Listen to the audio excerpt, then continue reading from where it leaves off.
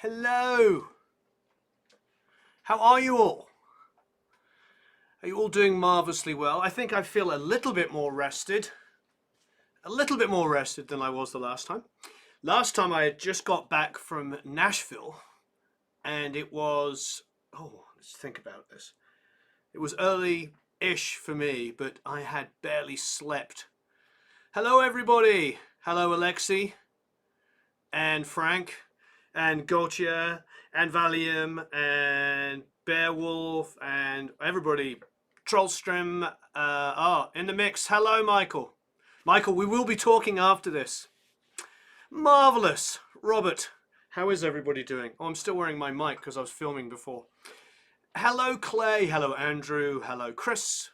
Hello William Long. Hello Ben. Jeremiah. Thomas, I am doing marvellously well. You're still exhausted, John? I hear you. It was a wonderful week in Nashville. It was the masterclass. For those of you that you got the email just now. Well, that's anyway. So we had a wonderful week in Nashville. We did 3 days straight of Blackbird. On the third day, we had Richard Dodd, Reed Shipham, John McBride all come down and speak to everybody. It was absolutely amazing. It was so much fun. So yeah, truly blessed. Truly blessed. Hey Magnus, Elroy, wow, I mean everybody. Hello currently in London, Great Britain. Well, wonderful. It's great to be in London. Good day, Joe, Heya, Mark. So where is everybody from? Hinterland is 92 degrees. Wow. Oh, you just mixed the good loving? Great. Romper room. Hello. Oh, do you remember? Has everybody watched the new Genelec giveaway video? If you haven't already, go and watch it because it's funny. Those guys are pretty darn amazing. They gave us these great speakers to give away. I'm looking it up here. Let's go. Here it is. Did you guys watch it? Is this are we going to get a copyright strike against ourselves by watching this? This one. How you doing? I was just on the World Wide Web. I saw Warren Ewer. He hit 200,000 subscribers on his YouTube channel. Go watch it. It's really, really cool. Yeah, man, YouTube. You got 90s Genelec guy with 70s Genelec guy. I think I feel more like the 70s one, although my era was probably more 90s. But musically, I feel like 70s guy. These guys are hilarious. Paul Stewart's a very good friend of mine. Okay, so these are the speakers they're giving away. Oh, I'm really bad at doing this kind of stuff. Okay, hold on. I got two-way call. Yeah. I'll get Eric on the board. All right, those are the speakers. So those are the speakers. Can you see them? Go and enter that giveaway. Yeah. Oh, look, Matt is on it. So go and enter. It's pretty awesome. I was really excited. So if you haven't already, please like and share. Love to like and share. Let people know that we're online. It's great that there's 151 of you watching. 156. Thank you, YouTube. But unfortunately, the way YouTube works is we have to like and share for them to help us let everybody know that we're online. God bless the algorithm. So I had an amazing time in Nashville. Summer NAMM, I highly recommend it. Highly recommend it. If you haven't been before, I would go. I would really, it's one of the most incredible experiences because everywhere you go, there's a great gear manufacturer and there's always 2 or 3 of your favorite producers, engineers or musicians just hanging out talking. You can't do that in the LA one because the LA one is so packed that when you do see somebody you know, you're like, hey, it's over there, wow. And you have to run through 2,000 people to get to them and then they've gone off to another booth and it's just so crazy busy there.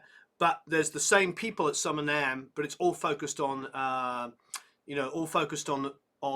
the musicians and producers and engineers, and it's just wonderful. You're going to absolutely love it. So we had an amazing time. You're going to see a lot of really great videos coming out in the next few days, all to do with Nashville that were filmed over there. We got to interview Reed Shipham at the Academy Masterclass. We got to interview Richard Dodd, who's incredible. It's so funny. We got to interview John McBride. We got to interview Ryan Hewitt. We got to, you know, the list is endless. There's actually quite a few more people. So there's a lot of great things. So hi Anne, hi John, hi Emilio, hi Tula. You liked and shared an hour ago. I love it. Thank you. UK, Edinburgh, it's beautiful today. Orlando, lightning caused a work break for me. Well, thank you, lightning, just for you. I like, you know, Winternam is crazy, but great after parties. Yes, it is. Hello from Indiana. Was Slate and a marching band there? No. To be honest, none of the big plug-in manufacturers go there. It's all about instruments and all about recording equipment. So, which is quite interesting.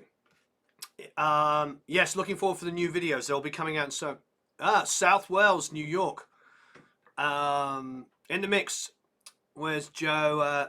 Cool, sounds amazing. Wish I went. Yeah, the marching band wasn't there. Hi, Mike. Sweden, England on Saturday. Yeah, let's not talk about that. No football talk. That can't go anywhere good. It's been a very crazy World Cup, hasn't it? With all of the big guys going out, except of course Brazil, who are in there fighting on. Hello in Holland, hello in Seattle, hello in Kenya, hello in San Jose, Rhode Island, Lithuania, beautiful. Norway, say hi. Hello Oslo, Norway. Washington State, watching from work. Would love to see you do something with Dan Huff. That would be amazing. Do I think I could live in Nashville? No, I don't think my wife. That would be great to play against Brazil. I don't. Interesting. I don't think I could live in Nashville. My wife isn't a big fan of it. It's basically the humidity. I'm just a nerdy musician. I am a nerdy musician, which means I have asthma. Which isn't that bad. You know, Chris Froome, the world's greatest cyclist, has asthma. Alan Wells, one of the greatest sprinters who ever lived, the Scottish sprinter who won silver at the Olympics in the 80s, amazing sprinter, also had asthma. So I don't necessarily think asthma is necessarily a bad thing. But when it's really humid, I get really heavy lungs and it's not that much fun. However, I love visiting there, and I do love going into beautiful, huge studios like Blackbird and Ocean Way, Nashville, and feeling the wonderful AC and loving it, you know what I mean? But I am a nerdy musician. Hello there in New Zealand. Hello from the Nut House. Where's the Nut House? I think I know where that is, you've told me. Yeah, the humidity is a bit of a killer. And then the winters can be a little cold. But don't get me wrong. I love Nashville because the people there are fantastic. Where else in the world can you go where it's just wall-to-wall musicians and producers and engineers and mixers? And when you've got guys like Reed Shippen and Ryan Hewitt and John McBride and all of these incredible, Richard Dodd, all these amazing people just live there and all work there and all help each other out. Hello, Joe. Nice to see you. Hello in Vallejo. Hello, everybody. Do I think Froome will win the Tour de France? I mean, he's the most informed person at the moment, so he should go. And Uruguay, hello there, Joachim. Yeah, we're blessed. Hello, Jeff. Hello in New Zealand. Hello in Cooperstown. Hello in Wisconsin. So Lima in Peru. Beautiful. So I think we're talking about, you know, Nashville's amazing. I don't personally see myself living there. Hello in Germany, Mark. But I do think that it's possible. Hollywood, perhaps. Yes. Well, I live in Laurel Canyon, which is really super close to Hollywood. It's basically down the hill. I just go down the hill, and it's all down there. So I think that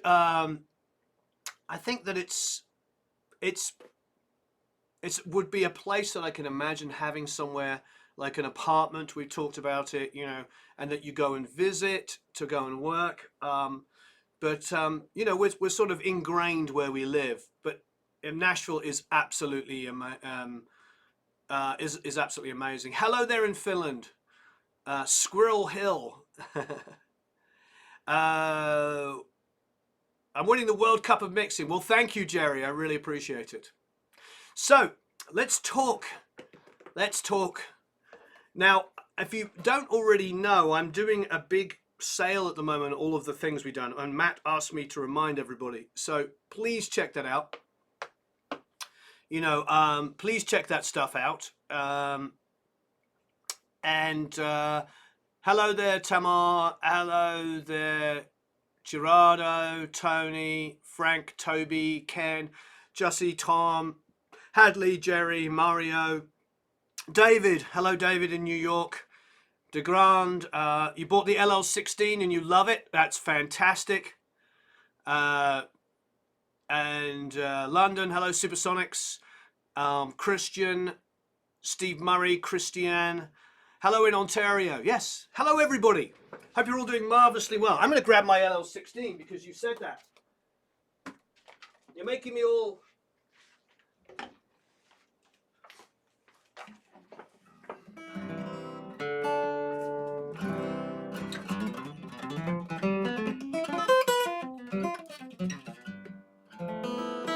Here it is.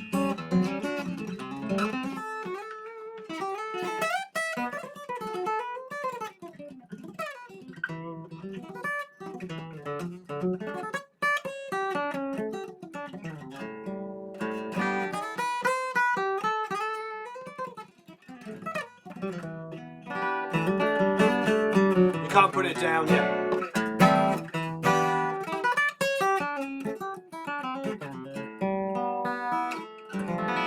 It's absolutely gorgeous. I love it. So thanks. You've got the Audient ID4. I have one in mahogany as well. That's how much I love them. I have two.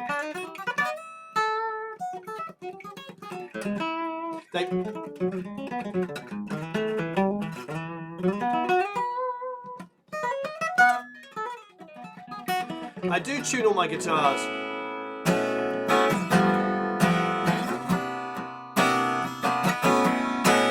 All right, so much fun. So much fun. So yes, I love my LL16. I think you made a wonderful... shame about my legs, yeah. Well, you know. Hello, Rummaging Ray. How have you been? How are you doing? I'm good, William. My son says you look like Billy Joe from Green Day. Oh, really? Well, I think that's good, isn't it? We're probably about the same age. Transacoustic, I love it. The sales VMS being sold without a pre. What do you think of that idea? I mean, there's so many great pre's, so why not buy? If you have an amazing pre, why not buy it without the preamp? I think it's a smart thing to do. You know, I do think it's a smart thing to do from Stephen, that he's allowing people, you know, the option to get into a modeling mic at an affordable price. Warren de Hewitt, I don't think so. Audi Miola's got one of the best right-hand picking techniques. Hello, Michael. How are you? Michael, we need aren't we supposed to be Skyping? I texted you through Skype, so I think we're supposed to be Skyping. All right, well, look, not now, but whenever we can make that happen. So, Nashville was incredible. If you've got any Nashville questions, we'll do it. If not, I'm going to do a giveaway. I'm going to give away... Matt, what are we going to give away? Should we give away... We did the producing bundle with the guys, Bob and Eric. We did that bundle. Why don't we give away the Ultimate Rock bundle? It's pretty amazing. It's all of the courses together are quite a lot of money, and then we also sell it as an Ultimate Rock bundle for $147. Never grabbed the package and planned to get the hip hop. I went outside of Platt and pre-recorded an 7-fold tutorial, but I mean it's Andy freaking Wallace. That's cool. So do you have an SSL to mix on so you can copy what the stuff that they do and mix with the masters? A good studio monitors to condensers go bad. I think any microphone, hello in Brazil, I think any microphone can go bad if it's not looked after. Hey, Scott, you know, you've got to look after your microphones. So I was Skyping tomorrow. Fantastic, Michael. Yeah, you've got to look after your microphones. If you're like spitting into them and, you know, they're gonna get a lot of abuse. So a lot of people have the plastic bag, you know, that comes with the mic when you first get it, and they keep it over the top of the mic. You know what I mean? So you actually stop all the dust and the moisture and everything getting into it. You know, so basically, let's do the ultimate. We'll do the Ultimate Rock Bundle giveaway for those of you here. Do I like nylon strings too? Yes, I have a nylon string guitar over there. No, Adamiela's left hand is great as well, but his right hand technique is second to none. One of the best articulations. I think that's what sets him apart. He has an incredible right hand technique. Okay, so let's do the Ultimate Rock Mixing Bundle giveaway. Yeah, the subscription, Ryan, we were talking about this yesterday. The subscription gives you one brand new multi-track every single month. And at the moment, we're doing $99. So basically, for $99, you're going to get about 30 plus multi-tracks. So I don't know if there's anything cheaper out there. Our monthly is the cheapest on the market. Yeah, but it's like, bear in mind, when you get the multi-tracks from the Academy, you're getting Vinnie Colaiuta, Tim Pierce, Sean Hurley, John Button, Dan Rothschild, me, Zach Ray. You're getting all the biggest session players in Los Angeles and around the world. So you know what I mean? You're not getting like a generic kind of mixes. There's a lot of incredible stuff, and you can put them in your resume and really, really build your career with it. And the community in there is absolutely amazing. So you've got really, really high level stuff. That's what's so good about the Academy, is it's, so it's okay. We can interrupt me and say good morning. How to mix classical guitar. Yeah, I think it is. We can do that too. Just send an email. I want to upgrade my yesterday's purchases to a rock bundle. Courses bought was so good. Absolutely, Magnus. You got the lifetime membership. You rock. Thank you, everybody. So we're going to give away the rock bundle. The rock bundle. Are you there, Matt? I know it's delayed, but we're giving away. There are some student discounts on gear. Yes, you can get all of the Lewitt microphones on a student discount if you're an Academy member. Yeah. And I've heard a rumor that people have mentioned when they buy things from Vintage King that they are produced like a Pro Academy member and have been given an extra discount as well. We don't have an official thing about that. It's just happened to a few of our Academy members because we have such a good relationships with Vintage King. Very blessed. I'm good, Tullis County Rock. Hope you're doing marvelously well. So, Plat multi-tracks almost mixed right from the start. Yeah, I don't know about that. Some of them are pretty. Some of them are pretty difficult to mix, and some are very easy. We got the lifetime on July 3rd. Best YouTuber channel ever. Thank you ever so much, Tony. I love Jean-Luc Ponte. Do I charge clients for pre-production? I only do it as part of an album. So if somebody comes to me to do an album or an EP, I quote a price including pre-production. Joe, wonderful. Michael, yes, please like and share. Yes, Tim. So you get a student discount on all of the Lewitt mics and also Mac DSP. And if you want to buy something and you're an Academy member, write to me. Tell me what you want. I'll always communicate with the manufacturers and the distributors. I mean, this is this is really what it's about. This community is hey Mike. This community is really about helping each other. We've started having a lot of the Academy members now are producing tracks together, are playing on each other's songs, are mixing them. That's really what this is about. Hi, Peter. So we are Lewitt. Oh, Lewitt. The Lewitt discount is massive. Some of the mics are 65% off retail price. Yeah, some of them are insane. What's my favorite genre? Everything, pretty much. I grew up on classical music, so my first love was classical. My second love was jazz. That was the second thing I have. So I love classical, I love jazz. And then my third love was rock and roll. And then it just all went from there. So I think the first pop music I heard was pop rock, was Queen and Stevie Wonder. So you'll see that you'll hear me talk about Stevie Wonder a lot and hear me talk about Queen. Also the Isley Brothers. These are things I remember as a kid that that's the stuff I love. Fastest album I made that I worked on, I'm proud of. The Sunset Sound recording with Robert John the Wreck was done in one day, the whole album. Joe, you just turned 64 yesterday. Happy birthday. You love the videos. Thank you very much. Thank you, Jürgen. I'm glad that you upgraded to a lifetime membership. So, The question we are going to do, and my genre is Queen. 14th century polyphony. Jean-Michel Jarre, yeah, amazing. I like Queen, of course I do, definitely. But I grew up on classical and jazz. It's my first love. My dad played me Stevie Wonder as well. So when I was about 9. So Songs in the Key of Life I listened to every day from about the age of 9 on. So Songs in the Key of Life and Night at the Opera. And then when I discovered Kinda Blue, woo! You throw in some Beethoven, some Bach, some Haydn, some Handel, some Mussorgsky, Stravinsky, you know, all of that stuff. You throw it all in, mix it all up, and some Puccini and Verdi. I used to go and see opera as a child, and ballet. You know, you throw it all together and you get what I love about music. Dylan, some Neil Young, some Joni Mitchell, some Ella Fitzgerald. There is no genre. There's only 2 genres, good music and bad music. And I like all the good music. Okay, so our first question to win the Ultimate Rock Bundle. And that features Cameron Webb, Bob Marlette, and lots of other people. It's pretty amazing. Ulrich Wilde, of course. The Galacticon one is in there. To win the Ultimate Rock Bundle, our first question is, what is your favorite genre? There you go. Let's get a feel for who everybody is. I just answered that question. What is your favorite genre? You're asking me what my favorite genre is, and you realize it's classical, jazz, rock, and then everything. And I'm in the rock, I'm also including all of the funk and everything that came from jazz.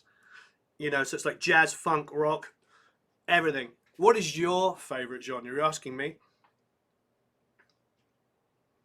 Amazing. Kenny Wayne Shepherd, Stevie Ray Vaughan. Love Stevie Ray Vaughan. I mean, Stevie Ray Vaughan was a big influence. If you've heard all of the this kind of stuff, trance, power metal, Americana.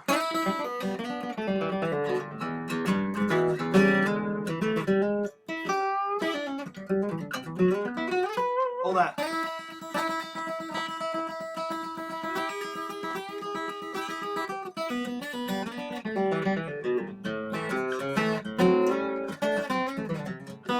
Neoclassical, hard rock, fusion instrumental, 70s rock, funk, pop rock, hard rock, power metal, alternative rock.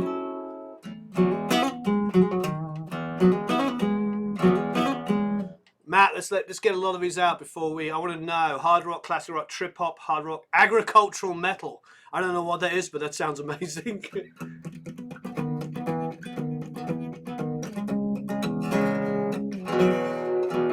Depeche Mode, nice. Classical, pop, experimental, modern jazz. I like that. Odunyaznaz. You're tearing up the guitar. Thank you, Zeppelin. The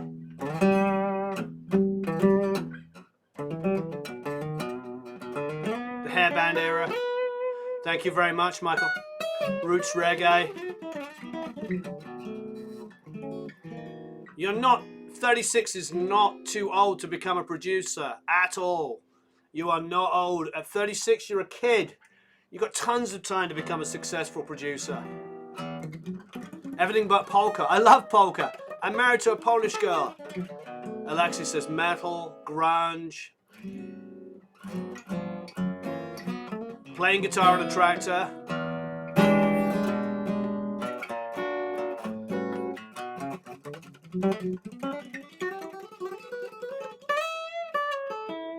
Nefertiti is an amazing album.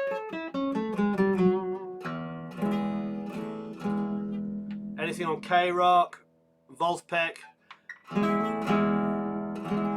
I haven't tried that compressor, but I'm sure it's amazing.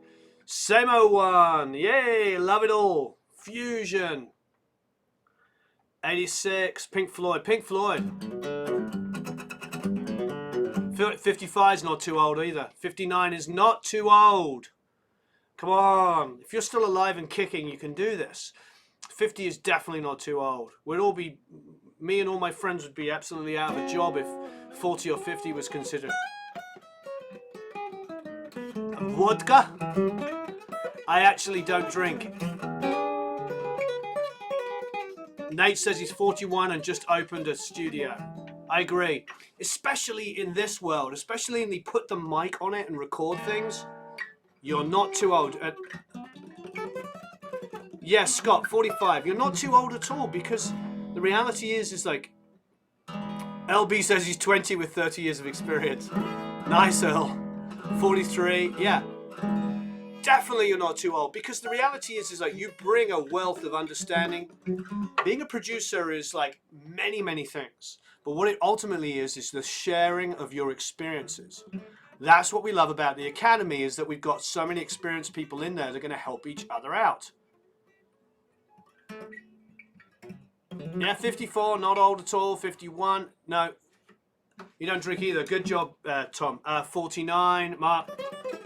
Yeah, not too old at all. There you go. 55 recording in. Even 17 is too late. That's hilarious. That's the point. Is like, you're not too old to get into this at all, because mixed club 52, 34. You thought 32 was too old. Age is just a number, exactly. When I was 32, I had a record deal with Time Bomb Records, and I was the youngest guy in my band. Dan Peltier says he's 18 at 66. Exactly. And exactly, and 42 is the answer to life, the universe, and everything. Life just started at 65. I agree. 47 is not too old. 112. There you go, Gunnar.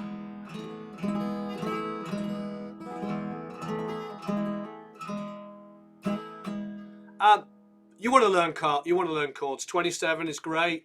If you want to do laptop 60, fantastic, Mel. Is 969 too old? No, because I'm 975, remember? That's my Doctor Who reference for those that...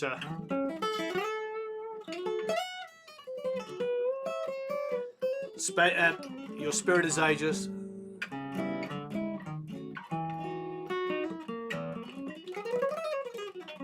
Hello, Alexander. You can train your ears at any age. I mean, you're not gonna like suddenly learn perfect pitch, but you're gonna teach yourself relative pitch. Perfect pitch is something that you have to get ingrained in you when you're super young. But Sam says 52 and still 21. What age did I become a professional producer? Well, I was a musician.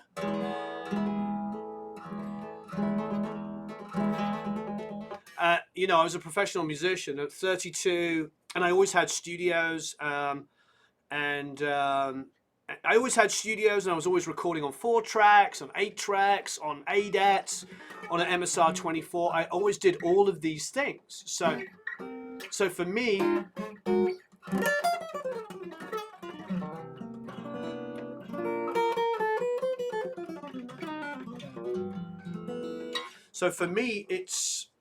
it's always been in my blood. So I don't think there was a point where I said, "Oh, I am."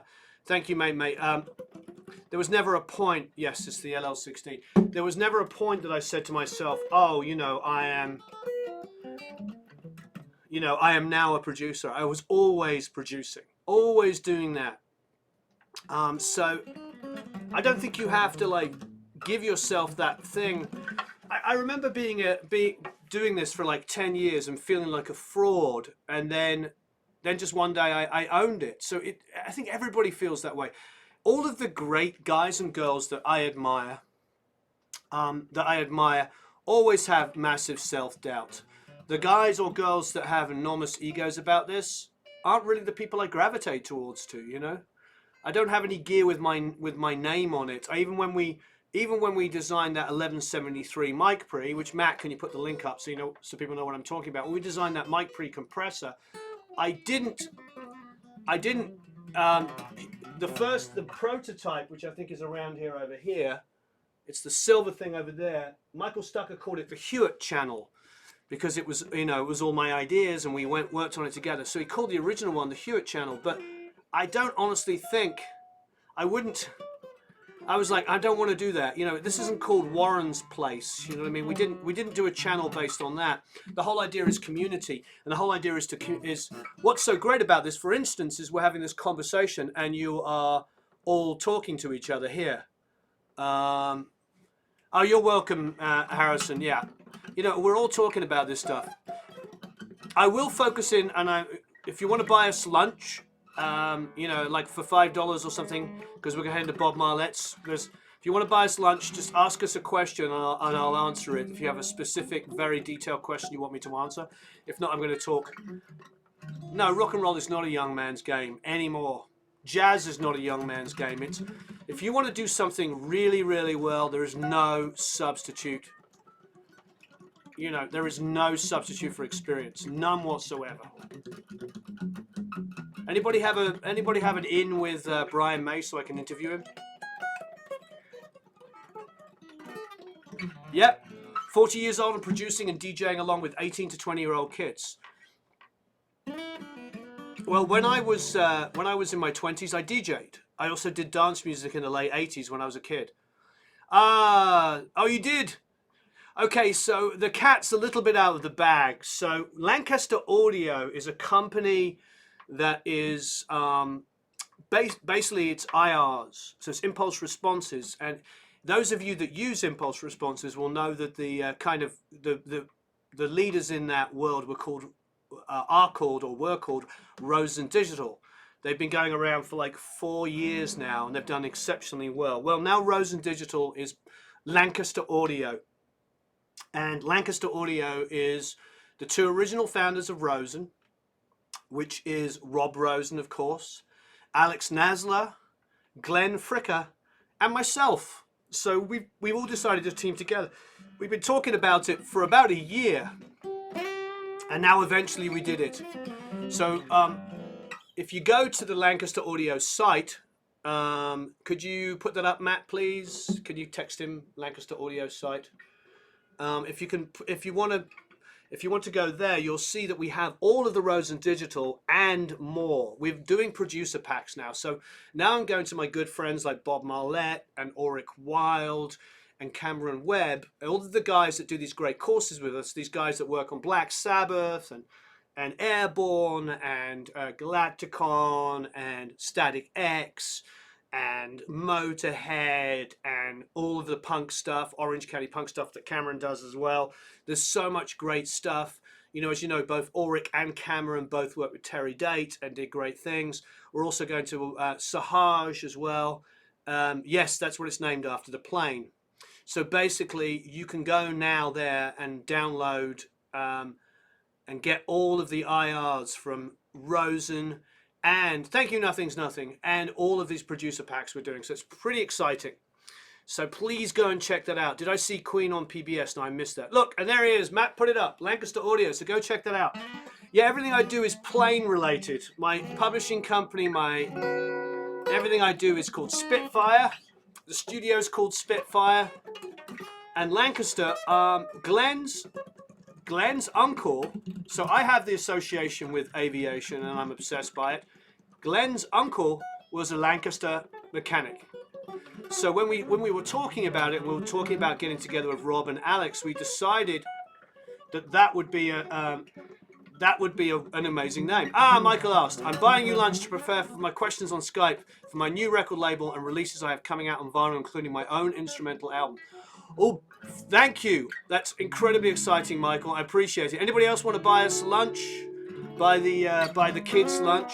Buy Andrew and Eric? That would be absolutely amazing. Do I know Glenn Hughes? No, I don't know him personally. I have seen him in a couple of different places, and I may have said hello, but we're not friends. Not that I wouldn't want to be. He's very talented. I know I need to get some sun. I know. Their IRs are amazing. So we're going to do a whole...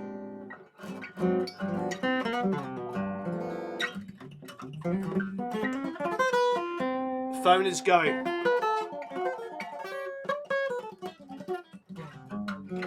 And where did you send it? Did you send it to my iCloud? I'll check. Was that a sales call? Do you want to keep the phone just with you? Yeah. We get so many sales calls here because this is the only phone that isn't private. Okay, so Matt says he's here. No, we're doing the ultimate. He said the Bob Marlette course. No, we're doing the Ultimate Rock Bundle, which is all of the courses, all of the rock courses. Okay, so Matt was like reminding me to talk about like hugely successful records. What things have in common? It's the lighting. No, I'm pale. I'm definitely pale, and the lighting as well. But I'm definitely pale. The membership is another 30 different multi-tracks. I've got more multi-tracks than you know what to do with. So if you join for $99, you get 30 other multi-tracks. Yeah, there's a lot to do here. We have a lot of stuff. So yeah, via YouTube. Or I'll have a look because it's kind of weird. I didn't know where it was going. I'll see if I got it. Anyway, so I will double quadruple check. I'll double check on that. So the Ultimate Rock Bundle is, you know, the thing I want to talk about with guys like Bob Marlette and Ulrich Wilde and all of the mentors that we have, you know, like at the Everything Bundle we're doing at the moment has everything we've ever done. Get a bottle of water, the Mix Club. I'm cheap. Thank you. I drink Pellegrino. That will buy me a bottle of Pellegrino. Thank you ever so much. So what all these guys have in common is there's a musicality to what they do, and there is a work ethic. You can Skype me, it's okay. Thank you, DeGrand. They have a musicality. And the thing that all of these guys have in common is they're fearless in what they do. They are absolutely fearless. They're not afraid to do things. One of the problems, one of the realities that I have, Fizzy Water's great, the Mix Club. One of the realities I see with a lot of the YouTube channels that are talking, and they're all so timid. And then when you watch like proper successful mixers do things, they like boost like crazy. But then you've got guys that are like, if you boost the EQ, you'll see that the phase on here, look. I don't care about looking. You know, Reed Shipper was talking about this the other day. It's like, I think everybody that mixes has got a platinum record in one country or another. You know what I mean? You know, we've all drugs. we've all got a you know, a platinum record because, you know, there's lots of small countries in the world. You know, you can have a platinum record in 50 different countries. You know, because, you know, a platinum record in France I think is like 10,000. Do you know what I mean?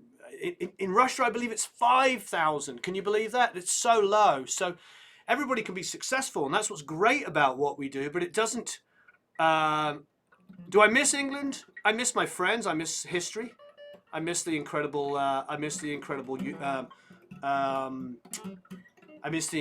museums and history and all that kind of stuff. But ultimately, my family and my life is here. Yeah, use your ears and not your eyes. Exactly. So if you're watching a video and they're showing you things, that's really, really confusing. And I think one of the biggest problems is we've got to get past that initial stuff. And I think, you know, when you're watching a video on YouTube and they're talking about compressing an EQ, that's great. Please go and watch all of our videos. You know, Matt can give you like the playlists and all this kind of stuff of compression and EQ and stuff. Please watch them. That's absolutely fantastic. But also remember that that's just the beginning. And, you know, it's not going to make you a great mixer only based on guys' videos, you know, or girls' videos. It's more about that. There's more about the psychology, about the balance of stuff. Everybody knows boost about 60 hertz on a kick. Everybody knows 250 to 400 is pretty ugly. Pull that out. 2.5 will give you a sort of a classic rock click. 1K will give you a hardness. 7K will give you a metal. All of these things. No, I don't miss mushy peas. I never ate them when I was there. So all of these things are things that can be done, and everybody has a video on the generic EQ points, and it's fantastic. But there's a lot more to mixing. And as Reed Shippen was talking about in our panel at VK, it's like you want to learn from people that have had not only success as in like selling records and all this kind of stuff, but have success in making great sounding mixes. One of the problems I have with some of the YouTube things, I watch them and the mix sounds awful, but they're talking about EQ and compressing, and they're doing a wonderful job of showing everything. But you've got to remember, that's the one disadvantage with YouTube. As much as we love it, is you've got to listen more. We need to be able to listen. Yes, don't be afraid to experiment and make mistakes. HK is totally right. And 40 is not old at all. These are pretty new strings, and these are the sonotones. We're hoping to do a giveaway with sonotones, like a year's supply of strings. Oh, thank you. Glad you're watching. No manual can teach taste. That's a good point. Do you like the sound of what I do? Do you like the Frey records I did? You can say no, but if you like the Frey records, you like the James Blunt stuff that I did, if you like the Aerosmith stuff I did, if you like the stuff I did with, geez, I've done some Ace Frehley's last 2 albums, soon to be 3. If you like the things that I work on, if you like this kind of things that I do, if you like my songwriting, if you like that stuff, then follow me and listen. That's the way to do. When I was a kid, I was told to surround yourself with the people that you admire and learn from them. If you're watching a professional teacher, what do you want to do? Do you want to become a professional teacher as well? If you want to become a professional working in the music industry, then watch professionals in the music industry that have, because that is the way it works. So that's what I love about the videos that we do with Bob Marlette and we do with Ulrich Wilde and all of that kind of stuff and all of the other great guys that we work with, is that they are showing you the way that they work in their real life. So, you know, you love Happy Christmas by the Frey. Oh, thanks. We did that in a day. Do you want me to tell you that story? Let's talk about that. Thank you for yes, thank you, Lauren. You know, it's just important because that is like, do you want to learn how to be a professional teacher on YouTube, or do you want to learn how to be a professional producer, engineer, and mixer on YouTube? I think we need to talk about it. Thank you, everyone. John Core. Okay, now we got enough to buy 2 people's lunches. Thank you ever so much. Joe says he wants to be a millionaire and hang out with millionaires. Well, I mean, there's some really, really wealthy professional tutors. Thank you, Solar Guitar. Thank you. I'm glad you enjoy my engineering. Yep, you already become a teacher by making mistakes. The money matters, but not that much. Yeah, I've always done what I loved and made money as a consequence. That's really all I know how to do.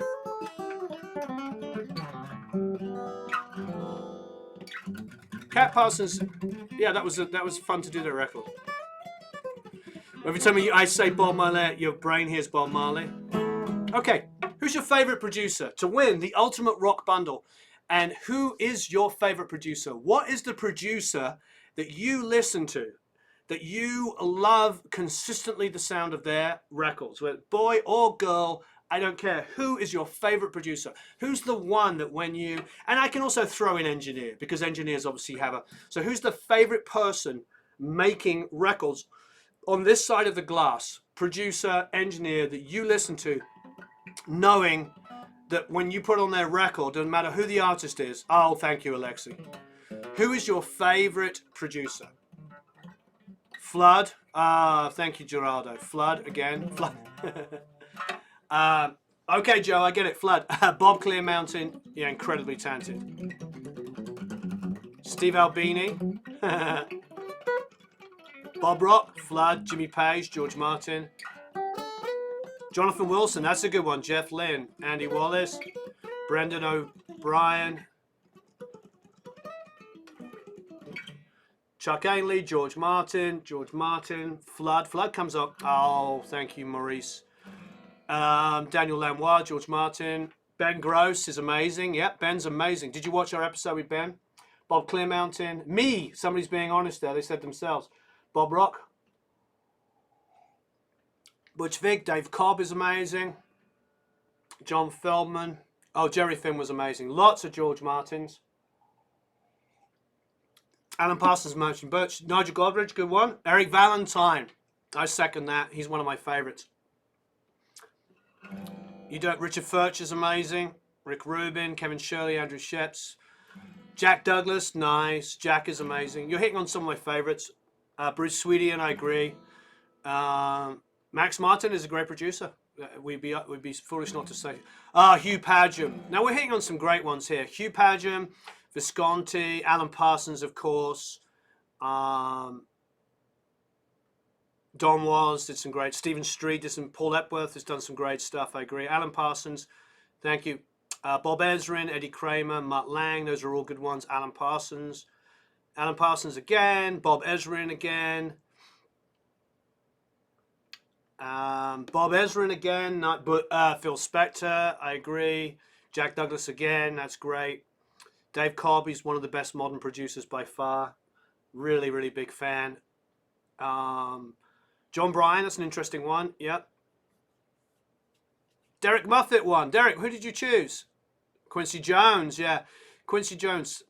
It's interesting. There's a lot of guys, Bruce Swinnian and Hans Zimmer, Alan Parsons, Roy Thomas Baker, Glenn Randy Johns, Ryan Tedder's a great choice.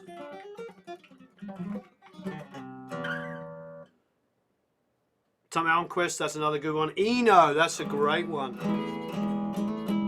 Derek, what did you choose? Oh, if you haven't already, please like and share. Vance Powell's great. Brian Wilson, another Dave Cobb.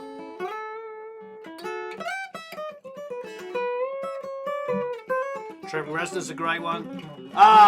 Scott Davis, a man after my own heart. John Leckie. So it's interesting. It's like I have met Max Martin years ago. We were both working at Conway. He was in one room. I think he was working with Brittany, and I was in the other room working with Alan Alec. Quincy, yeah. So, he chose Brian Eno. Nice. So yeah, Eno, I think is a great. Of the ones that have been said there, I would go with Eno. Obviously, Phil Ramone just came up. John Leckie, I think, was mentioned once. John Leckie, I believe, is one of the greatest producers ever lived. Zappa's a great one's coming up here. Nigel Godrich, I think, from modern producers, definitely by far. Rundgren did some great production stuff. I think Zappa is a great choice as well. It's interesting. There was a few people here that are sort of well known for doing videos and stuff like that, which I think is cool. But it's hard to put, like, you know, when you've got Tony Visconti's name or Quincy Jones or, you know, Jack Douglas. I mean, those and Alan Parsons, Phil Spector. You know, all of these. Phil Spector was mentioned. It's okay, Alex. Richard Swift, that's a good choice. You know, R.I.P. Martin Birch, yeah, great one. Phil Ramone, huge. Yeah, Steve Lillywhite, thank you, Jerry. Max Reclusive, I don't know if he's reclusive. I think he just works a lot and he's got a family. You know, when I met him, Andy and Glyn Johns, when I met him, it was at Conway, and it was just he was with one of his kids, and I just bumped into him between studios, and he came up and shook my hand and introduced himself and was very respectful. And I remember thinking to myself, wow, a guy, even at that point, like 8 years ago, was so massively successful. And I just remember thinking, wow, what a wonderful, humble person. And I think that that's always an important thing you want in somebody you work with, is to be super humble. Yeah, so I tend to favor the guys that we are. Yeah, Skylarking's an amazing record. Nile Rodgers. Yes, I agree. What John Leckie did with the Stone Roses is incredible. I tend to favor the guys that we're standing on, guys and girls that you know, standing on the shoulders of giants, and a little less. Yeah, Corton Spark. That was an amazing production. Martin Hamnet, I think is what you mean, but yeah, it's you know, I tend to favor those because the 90s stuff was great, but it definitely was a little bit of regurgitation from the past. Michael says, my bigger problem is the two bus after all these years is a love-hate relationship I have with the stereo bus. I find combos that work, but nothing is best. What do you recommend? I think that we have to lose this idea of top-down mixing, because the problem that's happening with this top-down mixing approach, which no professionals do, just to let you know, what we tend to do is do a little bit of compression, a little bit of EQ, and maybe some limiting later, but not on a mix bus. I always have EQ and compression on it. When you get into this idea of doing like EQ, compression, limiting, you know, multi-bands, all of this stuff on your two bus, you're not really mixing anymore. You're sort of balancing and hoping that instruments work out. It's not a healthy way to mix. On the SSL, I'll get 2 to 4 dBs worth of gain reduction, and I'm on the Pultex, I've got, you know, some 60, some boom and fizz, some 60 and some 12K. When I'm mixing the box, I take a very similar approach because I'm not trying to fix it with my master bus. You do not want to do that. So that, I think, is where, again, it's, you know, I saw a video by somebody I'm friends with the other day, and they were like, and they're getting a lot of action at the moment because a lot of people are watching it because it's telling, what's that Churchill thing? Tell the people you can. What is the Churchill phrase about telling people what they want and everything?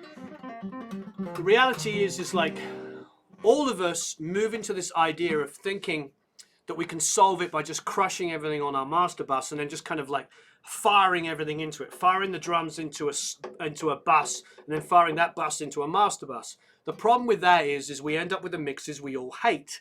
And then there's all this discussion about mastering engineers. Well, on the panel I did with Kim Rosen, who's a wonderful mastering engineer at Nashville, we all talked about the fact that mastering engineers are getting big blobs of sound. And it's because of all the misinformation on them that's going out there. You need to be mixing before your master bus. Your master bus should be there to gently do something. It should not be. Top-down mixing is this thing that's been perpetuated by a few of the YouTubers about the idea about putting a lot of stuff on your master bus and then pushing into it. The problem is when you put multi-band compressors and stuff on there, is that your whole relationship can change by pulling up something. If I pull up guitars which are high mids, that will push down the high mids on my master bus, on my multi-band master bus, and completely change the relationship of my snare. You do not want to be doing that. You want your mastering engineer to be doing that. You need to be doing that at the end after you've mixed the song. You should not be mastering as you're going. You will not get a good mix. You'll get something which sounds really loud and really super, super compressed. And this is where the conversation is completely wrong. It's one of the two biggest bugbears for me. The two biggest bugbears are this idea that you shouldn't high pass. You should high pass. You do not want that low end mudding up and taking all the energy away from your mix. Every professional, proper professional talks about this. Only the semi and the YouTubers say that you shouldn't high pass. So that's number one. Secondly, none of the professionals smash their master buses. So you have to be really, really careful. You need to mix your song from kick, from snare, from vocal, etc. up. Make everything sound great, then bus it, and then make those buses sound great going to your master bus. Then at the end, add something. Now you can leave some compression and EQ on it, but gentle compression, gentle EQ. Do not build this stack of 5 things on the end because you're not really mixing. You're just pushing things around. And the more and more you do that, the flatter, and you're going to end up with this big blob that you're absolutely going to hate. So it's really, the Joe Mama taking the bulls out of your mix. Oh my God, fake news, yeah. I think what it is that you can get a balanced sounding mix by just smashing it with master bus compression, EQ, and multi-band. You can get a balanced sounding mix, but it will not be a good mix. It will just be a loud, squishy, everything as loud as each other. Isn't that old school? It was never old school to put anything on the mix bus. Yeah.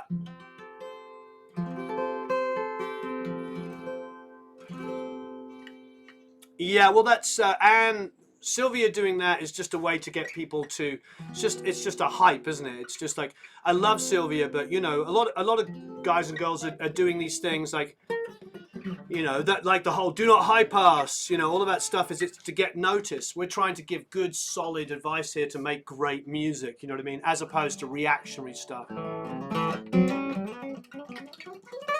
Ted Templeman's an amazing talent. All right, so let's do our last giveaway here.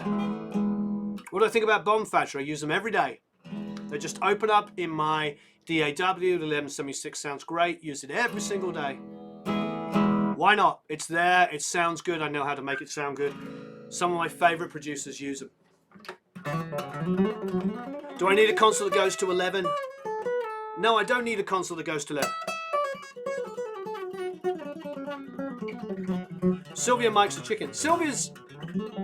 Sylvia has amazing illustrations. That book is incredible.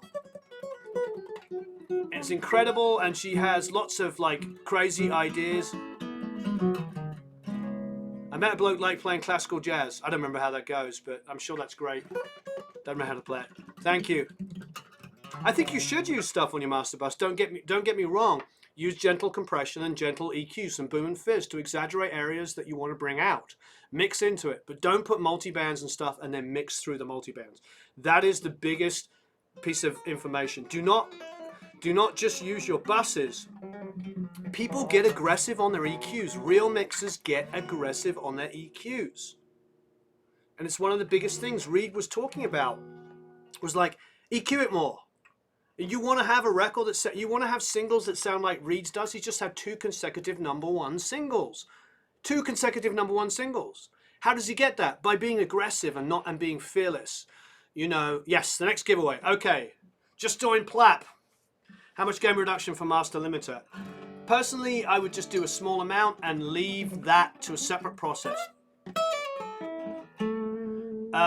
Yes, that was London Calling. Oh no, I'm blanking. The engineer on all the Clash stuff was incredible. Okay. Tape emulations, love them. Use all those kind of stuff. High pass to get rid of the infraphonic frequencies and subsequent intermodulation distortions, yeah. What mixing board is this? It's an SSL.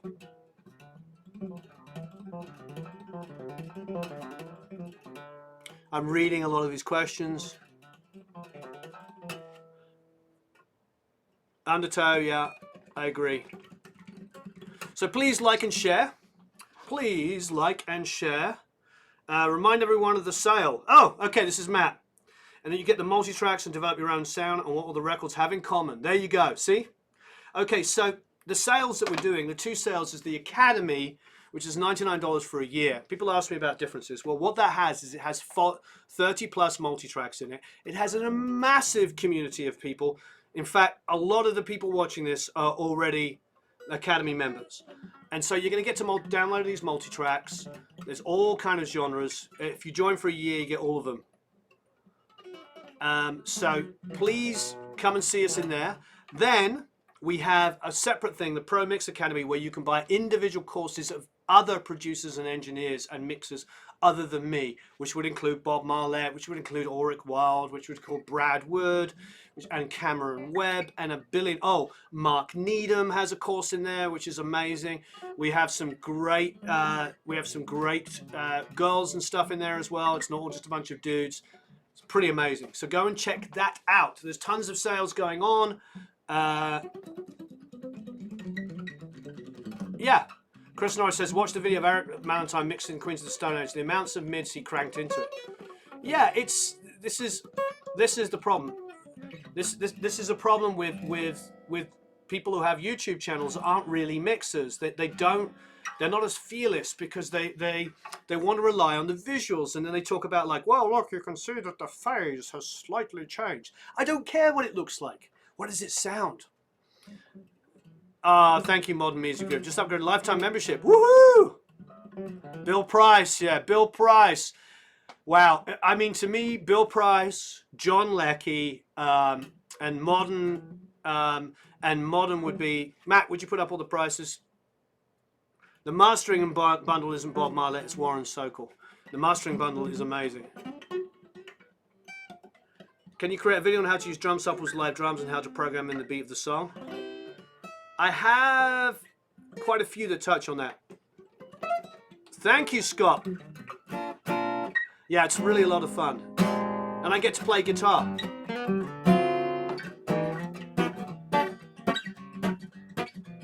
I think mixing music was about EQ, compression, and moving faders. Absolutely. Thank you very much, Tom. You rock. Paco Gestorius, good songs. Another lifetime members. Prices are below. That must be below the video for those. The 6th part of the answer is T. Tawar, what help do you need? Oh, thank you ever so much, Zach. I really appreciate it. What an amazing community we have here. And that's part of it. Hello in Niagara Falls. I bought my Labs course plus Ken Sluter's. They're really great. I don't know what... you need help. You have to ask us the question. We have a wonderful community. If you ask, can you produce a track completely in standalone MPX that is radio ready? I don't know. I've never used that. There you go. Thank you, Alexi. You guys are absolutely phenomenal and help each other so much. This is insane. I've been to Niagara Falls. It is absolutely beautiful. I agree. All right, so the last and no means least question. We did producers, we did engineers, and there was a couple of people talk on mixers. What do I think of Stephen Wilson's music? Absolutely phenomenal. Thank you for pointing him out. Absolutely phenomenal. Some of the best music out there.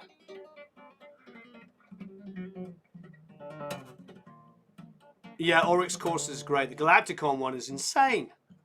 Because, you know, we interviewed Brendan Smalls, and Brendan is all about Queen, and so it was so wonderful. You know, I'm a Queen fan, if anybody hadn't noticed. So, question is, who is your favorite mixer? Girl or guy? Who is your favorite mixer? Let me know who your favorite mixer is. That is our next question. Nothing beats Bond's drums on Levy. Iconic. I agree.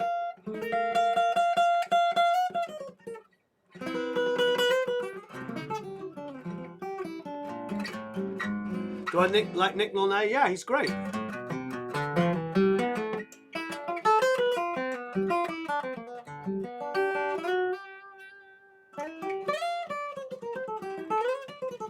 Who told you the gain staging wasn't important? That's scary. Favorite mixer? Vance Powell, that's a good one. I'm sure Stevens Wilson's mixes are... Oh, thank you, Ilpoy. Andy Watts. Trevor Horn, that's a good one. Andy Watts again. Randy Staub. Alan Moulder, that's a good one. I'm picking out the ones like really great. Oh, Chad Blake is a great one as well. Roger Nichols is great. I'm picking out the really, really great guys here. The ones that came before. Eddie, of course. Daryl Thorpe, I agree with that. Dave Cobb, I don't think Dave mixes his own stuff. He uses Vance Powell a lot, and of course, Daryl Thorpe. Bob Clearmountain, I'll second that one.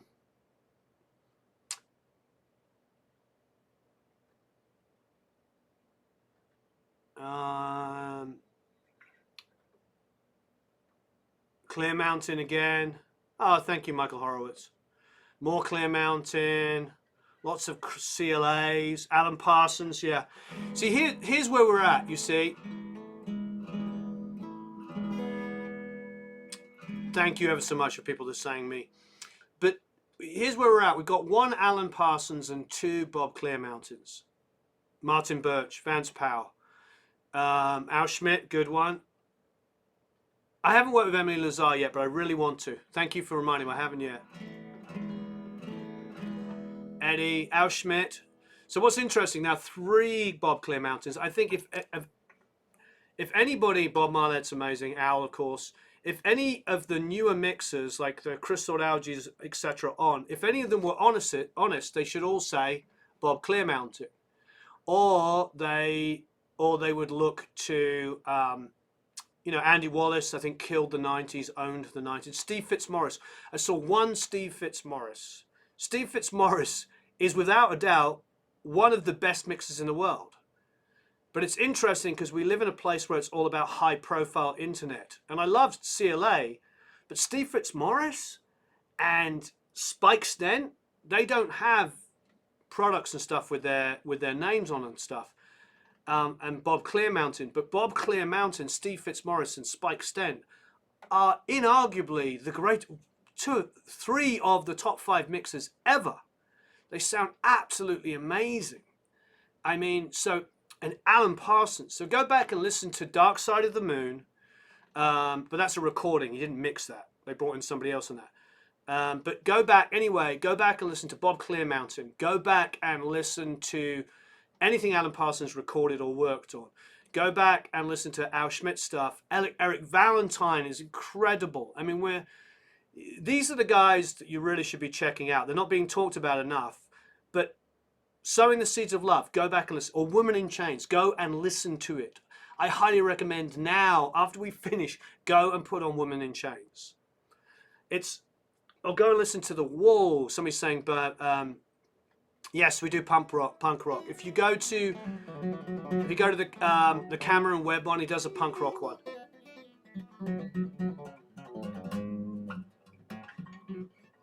Oh, thank you, Elpoy. But Yeah, I mean, there's so many great guys. Yeah, Spike Stent, Steve Fitzmaurice. I mean, Steve Fitzmaurice mixes unfreaking believable. You know, it's like it's going back and listening to those guys, and yeah, we need to do a better job, and I would say us need to do a better job of talking about some of these guys that are getting ignored, because the fact that we are, the fact that we are, living in a world where Bob Clearmountain comes up 3 times, yeah, Woman in Chains, Bob Clearmountain, listen to that, absolutely phenomenal, absolutely phenomenal. Yeah, Ronald Prent, I don't know that well. Because he's not massively prolific, but I think of him as an engineer, for like Iron Maiden and stuff like that. I know he does some mixing as well, but yeah, I mean, I love that genre. The Americans call it the new wave of Ken Scott. Yeah, exactly. I don't know who did the Joan Armatrading stuff, but I think we need to do a better job of bringing some of these guys out. And I would say me. When I met Ken Scott, I got really teary eyed. It made me really, really. I mean, Hunky Dory is such a masterpiece. You know, yeah, Dave does some really good stuff. He doesn't have many of the guys we're talking about. We try to focus on the Chris Thomas. Yeah, Chris Thomas was amazing. We don't do as much R&B pop as Dave does, so we do a little bit more of the rock. But it doesn't mean I don't love the R&B pop stuff as well and the EDM. I do love that as well. I definitely love that. But we tend to focus on a little bit more on some of the rock stuff. But we could do some more R&B pop as well. Wow, this has been amazing.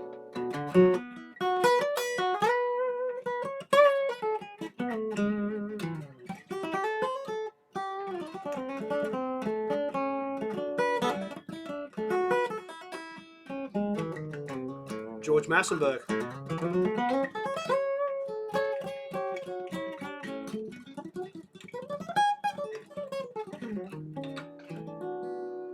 Thank you. I'm glad you like the way the mids sound, Mark.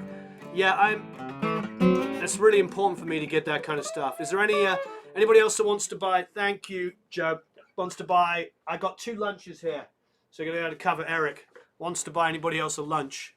Otherwise, we're gonna wrap up in a few minutes here. This has been absolutely amazing. If you haven't already, please like and share. I'm gonna go and check out. I was trying to find the email here, see how many people are online at the moment. Please check out all of it. 264. Thank you ever so much.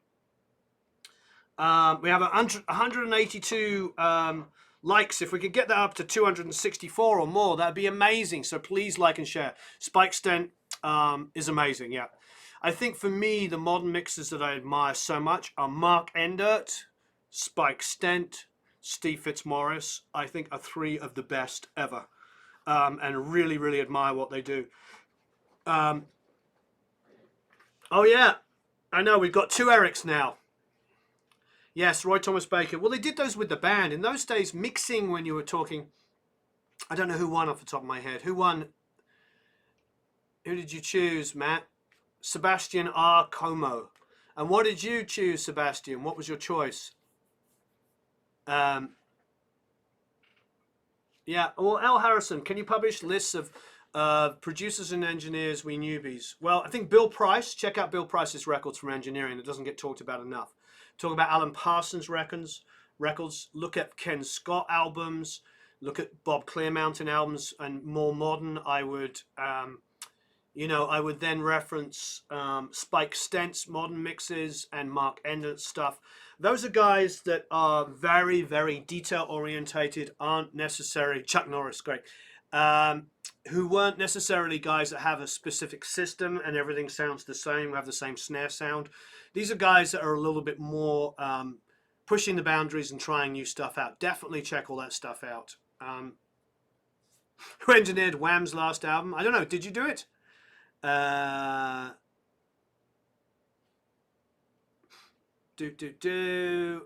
So yes, I don't know what Sebastian chose.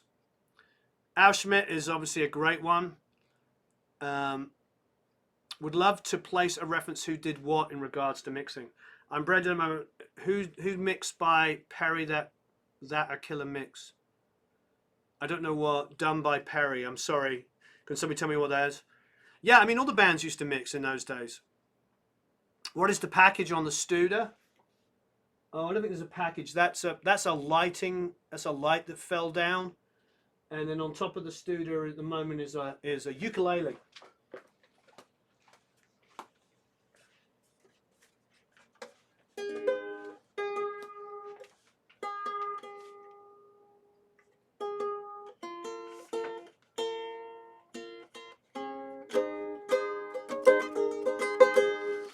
Slightly out of tune ukulele.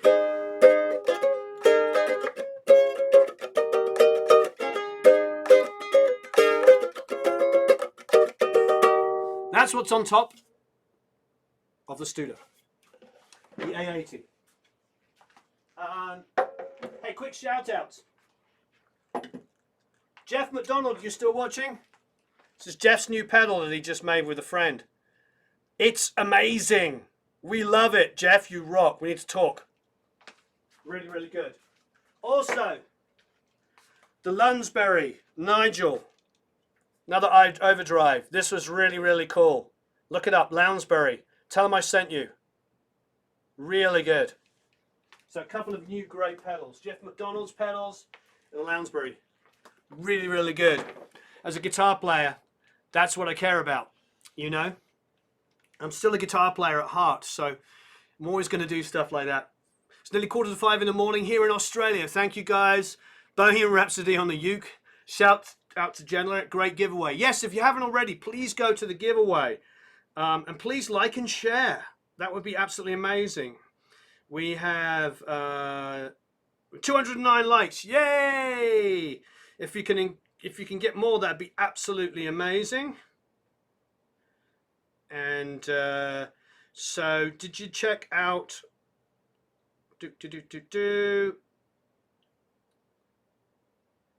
What do hugely successful records all have in common? What do they all have in common? What do you think they all have in common?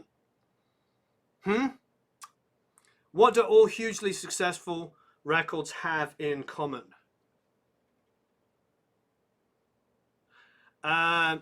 You get the discount on the Lewitt if you're a member of the Academy. You have to be a member of the Academy. What do all of the successful records have in common? And have you gone and entered the Genelec giveaway? And have you liked and shared that too? Let's help promote Genelec. It was really wonderful of them to give it away for us. I mean, pretty special. There's some good interaction already by the looks of it. So please, please go to that. Have you watched it? Produce like a pro. Oh, produce like a pro. Sure. 200,000 subscribers. Do you believe that? You know, I think we should do another giveaway. See that? That's a great idea. Okay, so Give away some let's go through these answers. A good song to start with, yes. Great ideas, yes. A big label behind them, no. No. Does anybody remember what label the Beatles were on? What label were the Beatles on? The inarguably biggest selling rock band of all time. What label were they on? What label were they on? They were on Parlophone. What was Parlophone? Parlophone was a comedy label with zero money. They had no money for promotion. They put the song out and people liked it, so they bought it. So big labels are not important. What label were Nirvana originally on when they sold 500,000 copies of their album Bleach? What label were they on? Sub Pop. Was that a big label? No. They were on EMI, was the mother company. But Parlophone, EMI proper did not want to sign them. They were on Parlophone. It was a comedy label. It was their first ever rock and roll act, and nobody cared. And everybody said that bands were over and it was all about crooners. So let's not, yes, it's all about, yes, Apple came later. It's all about the song and then capturing the song, Definitely. We need to look past the basics of the mixing stuff. Yes, and Sub Pop. The big, huge, massive, great movements in music always come from good music. So, I don't know where you enter the promo code at this moment because I'm not looking at it, but there should be an area which says promo code. Maybe Matt can answer that. Yes, a great song. So our job, yeah, Nirvana, the Beatles, they're all great bands. So our job is not to mess it up. You know, it's our job not to mess it up. We need, yes, you can't fake a good song. Yeah, guitar music is on the way out in 1962. That's what they were telling them. They were telling that in 1962. Remember, it's on the way out now. It's parlophone. Parlophone. Not parlor. It's parlophone. Sub Pop was a big indie. Yeah, it was a big indie, especially after Nirvana made them really big. July the 4th is the promo code, says Matt. Yeah, and outliers are what change things. That's the point, Andre. If it's really good, it's a great pointing, but everybody wants, highly recommend you read the book Outliers. If you haven't read it, read it. It is an amazing book. Yeah, engineers help as well. Great, you know, to credit card form. Just went straight to it. I don't know, Jason. Jason, can you email Matt at support@producelikeapro? That's always the goal with everything, isn't it? Yes, it's all about the great song. You know, get the great song first and then take it from there. And then our job as producers, engineers, and mixers when you get a great song is to not screw it up. You know, that's what it's all about. Do I have witnessed magic in the studio? I mean, I was there with How to Save a Life. I was there with You Found Me. I remember You Found Me took about 9 months to record because they couldn't figure out a lyric. You know, it was originally called Armistad. I found God in the corner of First and Armistad. And that was all it was. And there was no chorus. You found me, lost and insecure. You found me. That wasn't there. That wasn't there till right near the end. That chorus came at the very end of the recording of the album. And then when it came out, it downloaded about 4 million copies. So I've watched, you know, magic, but magic can be hard work. Sometimes people wake up with an idea in their mind, like, you know, the legendary story of Yesterday, where Paul McCartney wakes up and hears, you know, scrambled eggs. I'm forever making scrambled eggs. You know, and then he went around telling people, asking people, have you ever heard this melody before? But that isn't the way it always works. Sometimes, and a lot of the times, great songwriting is rewriting and writing, and then going back to an original idea, then abandoning it, and doing something new, and then going back to that idea, and blah, blah, blah. Sometimes it's a lot of really, really hard work, and sometimes it comes fairly easily. There's no one size fits all, but at the end of the day, a great song will always win. You know, so that it is all about that. But the common denominator of all of this is great producers, engineers, and mixers that don't mess it up. They get stuck in. Yeah, scrambled eggs. Yeah. Is a mixing room very important? I think a room that you know and that sounds as good as it can be, that you can possibly make it, is very, very important. And mistakes are okay. Mistakes are okay in music. I'm answering a question.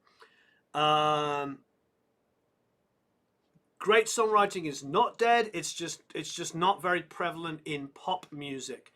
In pop music, it's very formulaic at the moment because most of the pop writers that I'm friends with only listen to what their other friends are doing, and so it becomes very, very incestuous. However, that has been true forever. When the Beatles got big, every band from Liverpool got signed. They all got signed. So that is where it all falls apart. What about a vocal booth? Yes, if you can have a vocal booth, it's really, really good. It's a great question. If you don't have a vocal booth, make sure you're recording in a pretty dead area. It's okay to get one of those screens that surrounds it from the back, but ultimately you need to be dead round the back of you, not the back of the microphone, because the microphone is facing this way. So make sure that you're in like either a cupboard or something that's a little deader. but you need it. If you're in a cupboard, you need to get rid of the standing weight, so it needs to be padded, or you need to leave the clothes up there. There's many different things you can do, but it's not all about what's coming from behind the microphone. It's a lot about what's coming from behind you, because remember, it's miking that way. The capsule is facing this way, so a lot of the sound, 99% of the sound, is that issue, not the other side. So build yourself a little vocal bill first of all. And don't worry as much. What do I think about Stam Audio products? Haven't tried them yet. And we're 30 more likes. Come on. Yay. L. Harrison says, let's like and share. If you haven't already, please like and share. I'm trying to get through as many questions. Pop music is like politics. Everyone just listens to their like-minded friends. That's probably very true. Probably very true indeed. Oh, the delay is quite crazy. Okay, so 227 likes. Yay! Give me some more likes. That'd be amazing. Please like and share. Google First Reflections. Sure. Movable stand-up screens. That's a good idea. Sweet spot in the room. Definitely find that. Great idea live.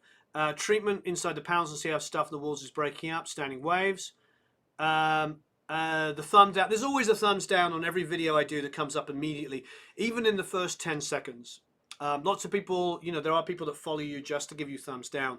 It's okay. There's channels out there which specifically name call me and are negative. That's fine. It's absolutely fine. I don't mind that at all. It's do I do edits for people? Yes, but it's very expensive to have me edit their tracks. What's your opinion on Aston mics? I think they're nice, super bright, and very sturdy. If you want something that's really hyped on the high end, I highly suggest getting it. Good for acoustic guitars. I really like it on acoustic guitars. Can you turn a closet into a vocal booth? Yes, but be careful because you might have standing waves. It would have to be a big one. What great album sounds technically terrible to you? One of my favorite albums in the entire world is Raw Power. It is the most insanely mixed album ever by David Bowie and Iggy Pop, probably when they were drunk. It's one of my favorite albums. So it's one of the best sounding, worst sounding, best albums ever made. Raw Power by Iggy and the Stooges. Absolutely love it. Incredible record. But there's no way that you could say that that is a technically well mixed album. But it's really exciting, and that's all that matters, to go and listen. Yeah, I always get one or two immediately. Thank you in the mix. It's just something that happens because it's quite often rival channels that are trying to get in there early and give a negative because they're trying to. YouTube told me that the rival channels will dislike you because they're trying to portray early on that it's not popular, but that's fine. I'm not a professional YouTuber. I'm a producer, engineer, and mixer that has a YouTube channel. Somebody did call me a YouTuber the other day, and I was like, I suppose I am by default, but I'm not actually a YouTuber. I am a producer and engineer. That all of this gear that I have was bought from producing and engineering music, and I'm really happy to do that. The Buggles, Trevor Horn, that's somebody that should have come up as greatest producers as well. Michael Horowitz said, thank you. Best way to get a serious and trustworthy intern for a studio. This lunch is for Izzy. She's not here today, so it'll be for somebody else. I already brought you lunch, so I don't want them left out. You guys rule. Best way to get a serious and trustworthy intern for a studio. Have a little bit of an, make sure you get to meet them face to face. Make sure you have a good email exchange. If they take a long time responding to your email, move on. If somebody emails me, I might take a week to respond. I get 400 to 500 emails a day. However, if I email an intern and I wait 3, 4, 5 days for a response, that's the end of it. They don't get 400 or 500 business-related emails a day like I do. So I need somebody that is really on it. I don't want to employ somebody that treats me like I'm sort of, search and destroys the song, Joe. I don't want to treat somebody, it makes me feel like I'm like really low on the priority list when they're potentially having a job. The only people that intern with me are people that will potentially come and work with me. Yes, Killing Joke's albums sound phenomenal. Youth, amazing. Anyway, so make sure if they're serious, they get back to you immediately. Even if you can't respond for 3 or 4 days because you're slammed, that's fine. If they take 3 or 4 days to respond to you, do not bother. Just tell them, hey, I need somebody who's really on it. That's just the way it is. You have to draw a line. If somebody is going to take a day to respond to your text, they're going to drop really, really low. I am texting, emailing, and talking to people 50 times a day. And so if they can't do that and be involved in your world and can't keep up with you, you do not need them as an intern. Simple as that. I do unpaid internships, turning into not very well paid, turning into okay paid, turning into properly paid. It is really, really tough. I got 100 people trying to do the job all the time, and they have to really prove themselves. That's just the way it is. You really do. You need to really show up. Go to sleep for a month at the studio's back door. I could do with a sleep for a month, yes. 3-day text rule. I don't know what that is. If somebody takes 3 days to text me back, I'm not... maybe that's something that happens when you're dating somebody, but definitely... have you dabbled in back masking? No, I don't know what that is. The proof's in the pudding. Our spirit is of the matrix. Body is the expression of feelings, movement, sound, energy, no sound, science, put in the time and tempo. Note, scribe, but movements, many things to be truth to be in it.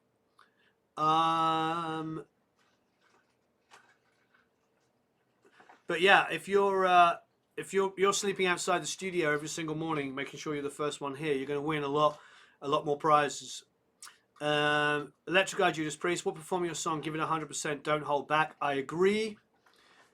Great stuff. Yeah, watch the Lewitt Mike videos. Exactly, Earl. Recording with curtains behind you works sometimes. Yes, it does. Fire and Water is definitely a great album. Yep, these are all wonderful points. So yes, great performances, great songs. These are what hugely successful records have in common. Thank you, everybody. You've been amazing. Please like and share. I really, really would appreciate it. You all rock. It's wonderful having you all here. Yeah, exactly. Disliking still, you know, bad comments, trolling, disliking, all help everybody. So if they want to dislike it, it's absolutely fine. Lunga Winstonley, I'm not sure what that means. I'm looking at questions here, but yes. I'm going to interview Mr. Neve, so I'll let you know more. How many do I employ? We usually have about 3 or 4 people at once. Ace and Paul, thank you, Clayton. Thank you, everybody. If you haven't already, please check out all of the amazing deals that we're doing. It's really amazing. Thank you to all of the incredible Academy members that are already online here. I really, really appreciate it. Thanks ever so much for everybody who's watching. Thank you, Paul. Thank you, Olympus Heavy. Thank you, Tom. Thank you, Urs, Hadley. Thank you, everybody. El Harrison, thank you ever so much. What's your favorite budget ribbon mic? I really, really like what Sontronics are doing. Check out their stuff. Hi, War American Devil. Hi, Riddell. That's okay. I don't mind the haters. It's absolutely fine. Thanks, Trollstrom. Thank you, Michael. Twilight, Clayton, Hadley, Misha. Thank you ever so much, Anne. I'll see if I can find your message. Thank you, Kevin. Thank you, Dave. Thank you, Myro. Thank you, Leslie. Thank you, Francisco. Tata. Thank you, John. Thank you, Gypsy. Thank you, Acme. What's the most you've increased or decreased the tempo in Pro Tools? I've done it quite a lot, but usually we had to do it for X Factor. I was a staff producer on X Factor for 3 seasons. And when we did it, sometimes we'd have to change the song quite dramatically. But I usually found that a lot of the stuff, especially the bass information, acoustic guitars, etc., just fell apart. I'd love to interview Mick Gazowski. Thank you ever so much. Thank you, Paul. Thank you, Sean. Thank you, Ken. If you haven't liked and shared, please do that. Thanks, Claudius, Gerardo, Dave, Gypsy Cat. Thank you, Valium. Thank you, Merci. What do we charge to mix a song? You have to send me the song. I don't have a one-size-fits-all. Thank you, Zach. Thank you, everybody. Hope you're all having a marvelous time recording and mixing. And I'll speak to you all again very, very soon. Thanks very much.